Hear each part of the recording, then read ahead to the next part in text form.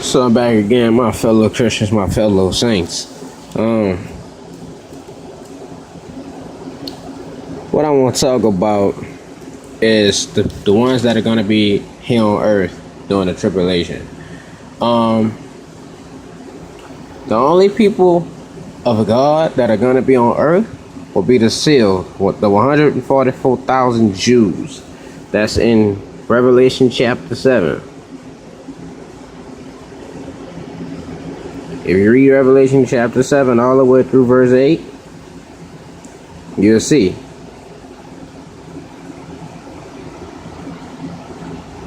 Now let's look at verses 9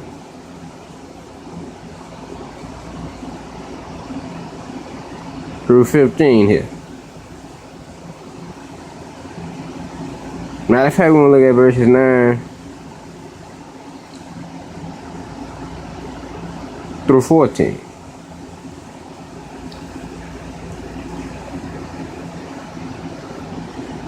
After this, I beheld, is Revelation chapter 7.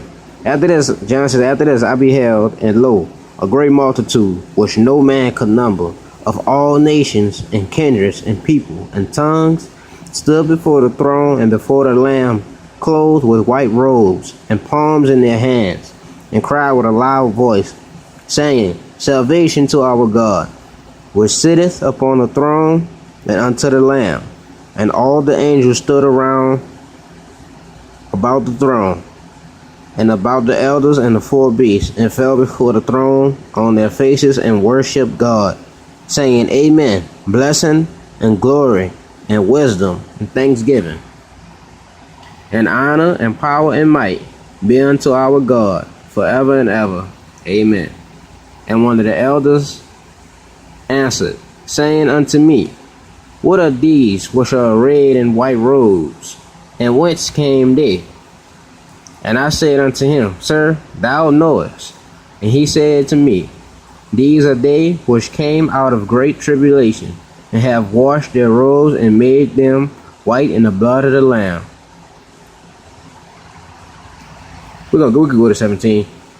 Therefore are they before the throne of God, and serve him day and night in his temple. And he that sitteth on the throne shall dwell among them. They shall hunger no more, neither thirst any more, neither shall the sunlight on them, nor any heat. For the Lamb which is in the midst of the throne shall feed them, and shall lead them unto living fountains of water, and God shall wipe away all tears from their eyes.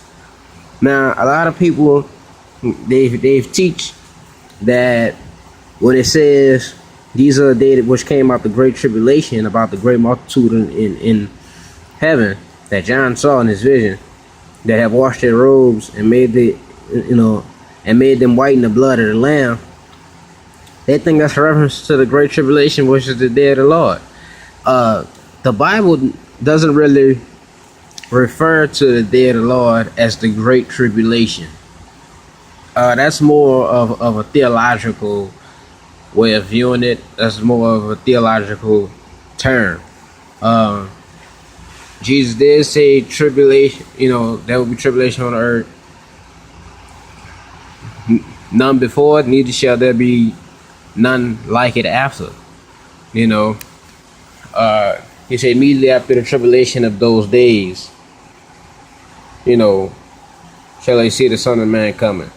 So, but he never specifically calls it the Great Tribulation. That's a theological term that's been, how we identify and how theologians and preachers identify the day of the Lord. But really it's called the day of the Lord, the day of his wrath, the wrath of the Lamb.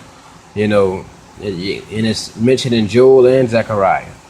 And if you notice, the book of Daniel and the book of Revelation fit together. They're very similar.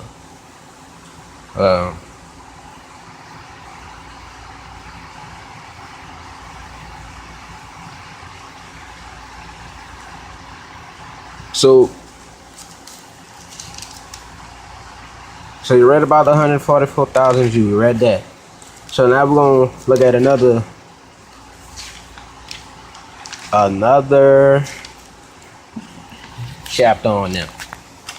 Chapter 14. Wait, let me talk more about the Great Tribulation thing. The Great Tribulation is the day of the Lord, the wrath of the Lord. We just commonly refer to it as the Great Tribulation, but it's really the day of the Lord, the wrath of the Lamb. Where the Lord will pour out His wrath upon the ungodly, upon the earth. You know, so that is not the Great Tribulation as we see it. As we refer to. When it says that, it is talking about Great Tribulation, persecution, being slaughtered.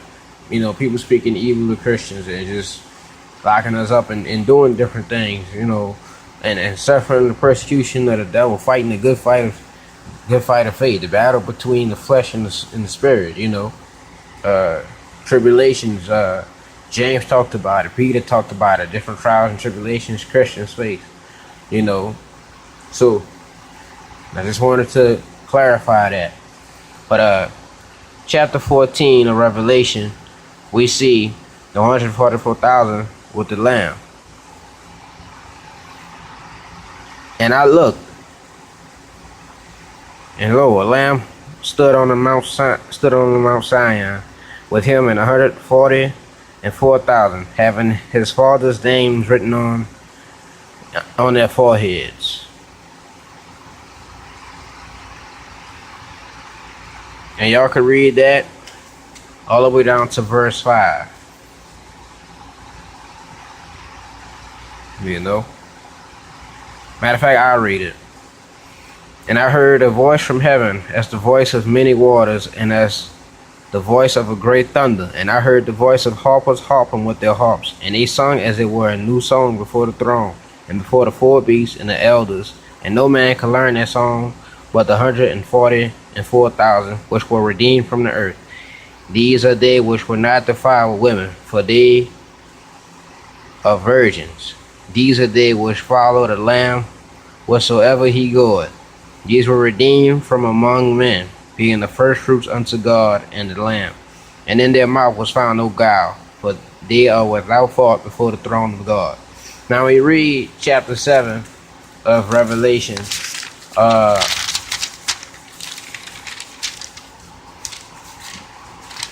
You see that they are from the 12 tribes of Israel.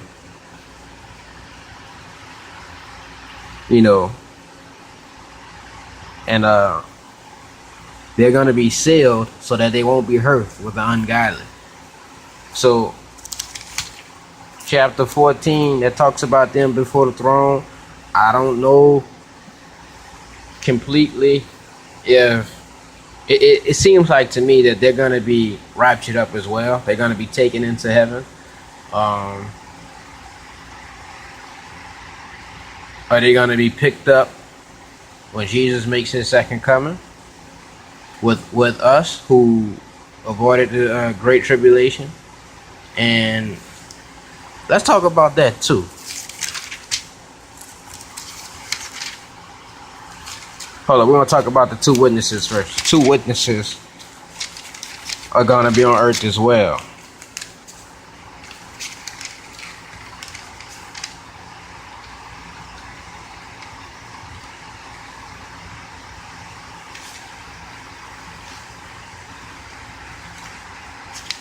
I know I'm taking some time. Chapter 11, the two witnesses. They're going to have power to bring plagues upon the earth, to kill their enemies with fire from their mouths. And the beast that comes out of the bottomless pit is going to make war against them, and he's going to overcome them and kill them. He will kill them.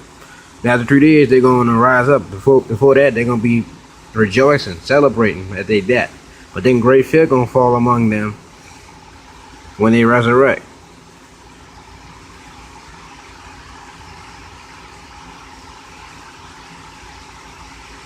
So they're going to go into heaven as well. They're going to be raptured up after their death. If you read Daniel and you read Revelation, and it says the beast is going to persecute the saints. It says he's going to make war with the saints to overcome them. That's who it's talking about. The two witnesses. It's obvious. Look, verse 7.